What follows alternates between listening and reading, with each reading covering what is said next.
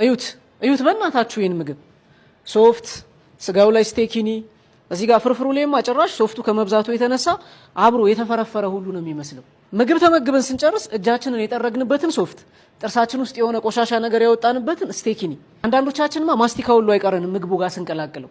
ይሄ የተረፈ ምግብ አላስፈላጊነቱ ለኛ እንጂ ለሌሎች ሰዎች በልተውት ጠግበውበት ፈጣሪያቸውን አመስግነውበት የዕለት ጉርሳቸውን ሸፍኖላቸው የሚውሉበት ለህይወታቸው በጣም አስፈላጊ የሆነ ምግብ ነው።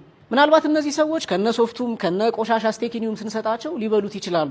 ነገር ግን ሳይጸየፉት ቀርተው እንዳይመስላችሁ። አንዳንዴ በህይወታችን ከሁለት መጥፎ የተሻለ መጥፎ መምረጥ ያለብን ጊዜ ይኖር የለ በቃ እሱ ሁኔታ ውስጥ ስለሆኑ ብቻ ምግቡ እያጸየፋቸው እያቃራቸውም ቢሆን ይመገቡታል። ይህም ምግብ ጎዳና ተዳዳሪዎቹና በግልጽ የሚለምኑት ቀርቶ በድብቅ እንኳን ሰዎች መተው ከመቸገራቸው የተነሳ በድብቅ ሰዎች መተው መውሰድ የሚፈልጉት ምግብ ነው።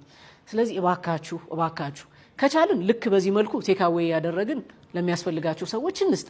ካልቻልን ግን የቆሸሸ ሶፍት የቆሸሸ ስቲኪኒ አንጨምር። እባካችሁ ባዕድ ነገር አንቀላቅልበት።